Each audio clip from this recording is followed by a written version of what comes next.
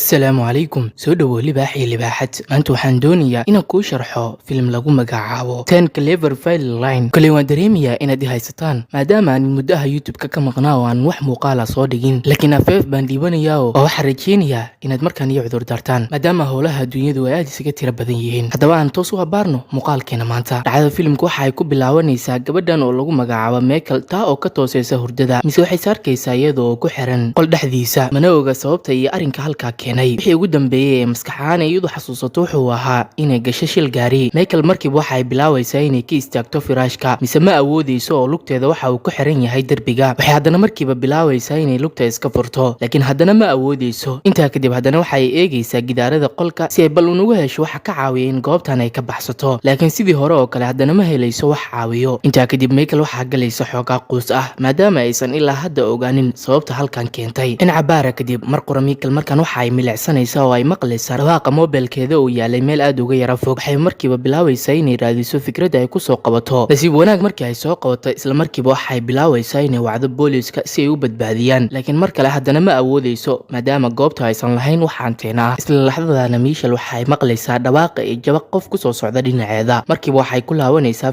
firaashkeeda markiina waxaba qolka soo galaya ninkan oo lagu magacaabo John waxa uu Michelle u sidaa cunto isagoo marka hore bilaawaya inuu toosiyo u shiifaleynbada oo ayadu soo riday si marka uu ugu duro halka iyaduna xilliga ay dareemayso in John uusan doonaynin inuu dilo taa bedelkeedana uu ka taxadarayo nafaqadeeda waxay markiiba weydiinaysaa sababta uu halkan ugu soo xirtay iyo waxa uu ka damacsan yahay John waxa uu u sheegayaa inuu doonayo in nolosheeda oo idil uu badbaadiyo laakiin iyadoon hadalkiisa aaminin waxa ay u sheegaysaa in shakhsi uu u joogo banaanka ayna ka aarsan doonto haddii ay fursad hesho laakiin John oo hadalkeeda aad ula yaaban waxa uu mar kale u sheegayaa in cidina aysan goobtan ka dhoweyn iska badaayin qof banaanka uu joogay Michelle markay maqasho hadalka isla markiiba waxa galaysa murug hor leh maadaama aysan ogeyn dhab ahaan waxa uu John ka doonayo isla xilligaana wuxuu isagana isaga baxayaa qolka isagoo oo sii siinaya qalab ka caawinaya inay socoto kahor inta uusan qolka ka bixin intaa kadibna Michelle waxay bilaawaysaa inay ku socoto hawsha iyadoo ka fikiraysa qorshihii halkan uga bixi lahayd isla markiiba waxay la imaanaysaa fikrad ah inay qorto afka hore ee usha si uga dhigto mudac oo uu noqdo hub ay adeegsato oo John isaga difaacdo intaa kadibna waxay la istaagaysaa meel u dhow albaabka si marka uu soo galiyo ay ugu muddo laakiin waqtigu aad ugu dheeraaday dartiis waxay keenaysaa haddana fikrad kale oo ah in qolka ay ka dhex shido dab si uu hadhow ugu soo cararo dhinaceeda sida iska cadna John markii uu dareemay in qolka uu ka soo baxayo dab waxa uu soo cararayaa dhinacii Michelle halka iyaduna ay la sii diyaar garoobayso ushi si marka uu qolka u soo galo ay ugu muddo in cabaara kadib markii uu soo furo albaabka Michelle waxa ay la soo boodaysaa ushi laakiin nasiib xumo waxa uu kala hormarayaa isdifaacidda isagoo markiiba ku duraya cirbad ilaa ay mir daboolanto oo ay dhulka ku dhacdo waqti kadib Michelle markii ay soo toosto waxa ay ka war helaysaa John oo fadhiya dhinaceeda iyadoon hadal kale oran waxa ay weydiinaysaa sababta uu halkan uga soo xirtay halka John markaan isku dayay inuu qanciyo oo ugu jawaabo waxa uu sheegayaa in banaanka ay ka jirto cimilo xumo hawaduna ay tahay mid wasaqaysan sidaa darteedna uu doonayay in nolosheeda uu badbaadiyo maadaama inta aysan cimilada halaabinba uu isaga ka soo qaaday goob ay shil ku gashay isagoo hadalka u dhammaynina Michael waxa ay dareemaysaa dhaqdhaqaaq ka socda banaanka isla markii haddana waxa ay ogaanaysaa in shakhsi kale uu joogo isla goobta isla waqtiga John isaguna waxa uu baxayaa banaanka isagoo kor kaga xiraya qolka Michelle markaan waxa ay galaysaa fikir dheer maadaama aysan ilaa hadda ogaanin waqtigii ay heli lahayd xorriyad yacni ay ka bixi lahayd goobtan hoydil iyadoo weli isaga sugan xaaladda mar qura waxay haddana maqlaysaa jabaqda gaari ku socda gidaarka sare ee qolka yacni derbiga sare ee qolka iyadoo aad ula yaaban waxay haddana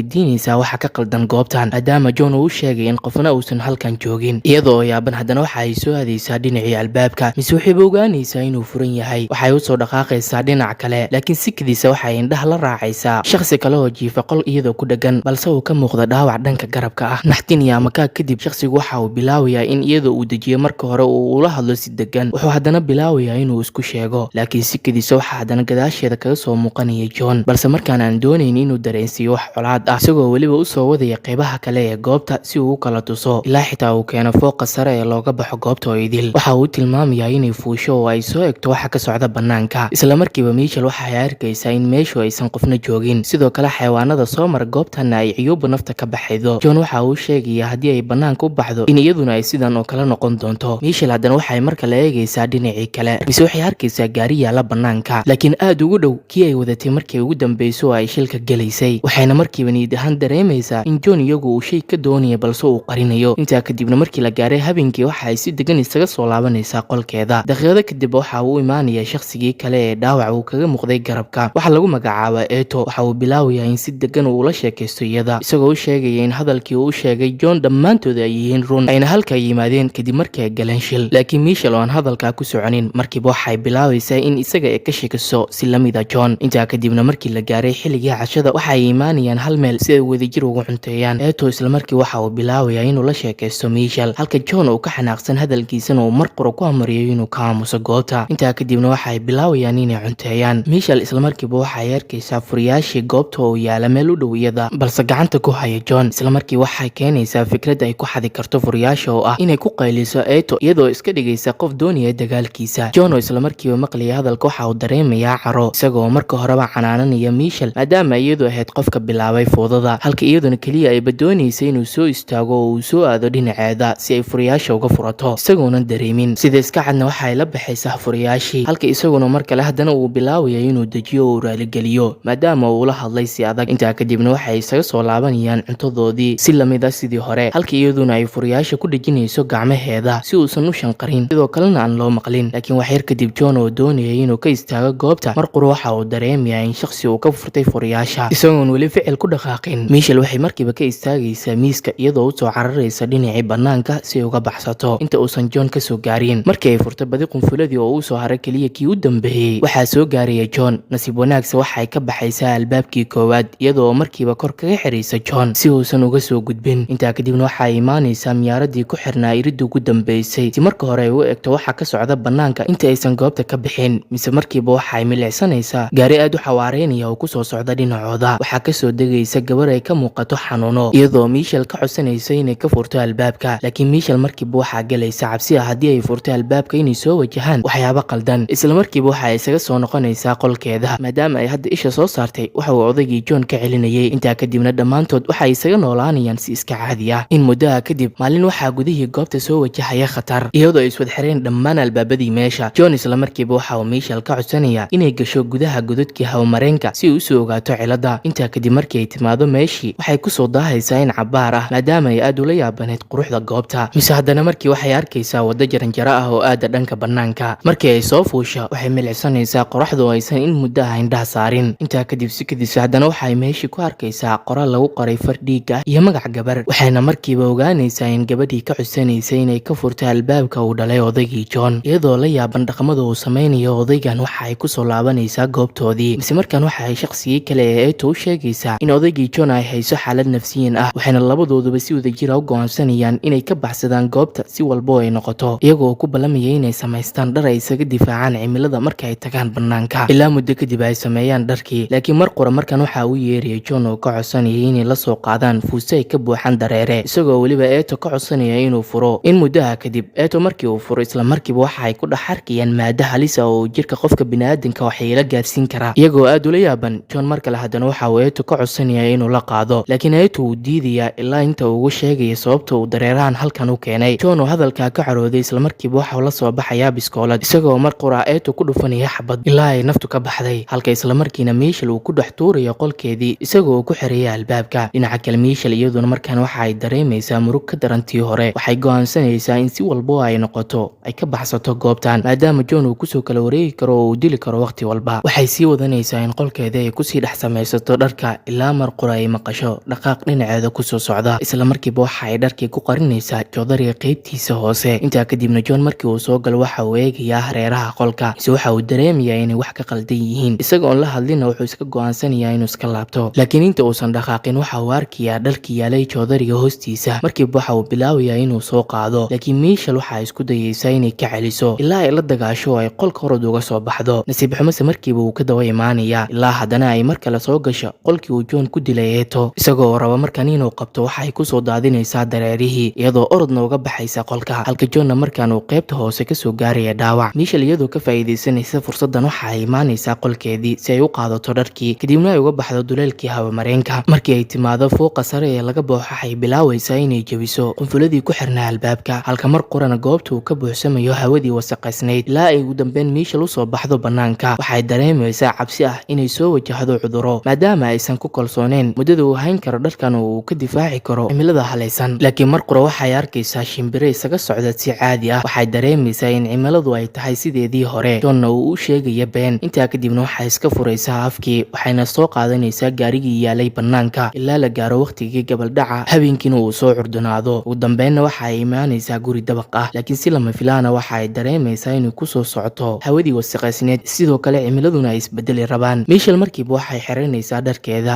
kadibna waxa ay isaga carayraysaa goobtii oo idil ilaa ay ugu dambeyn si dhab ah u badbaadsato nolosheeda. ugu dambeyn waxaynu soo gaarnay gabagabada iyo gunaanudka mawduuceena maanta. waxaan rajeynayaa in muuqaalka aad la socotay ilaa dhammaadka lana wadaagi doonto ugu yaraan mid kamid a saaxiibada. waxaana mar kale aad idinkaga raaligelinayaa abdheed la-aanta ka jirtay janaalkeena isbuucan. waxaan rajeynayaa in muuqaalo hor leh aan idiin soo gudbiyo mar dhow, idinkuna aad la socotaan. mahadsanid.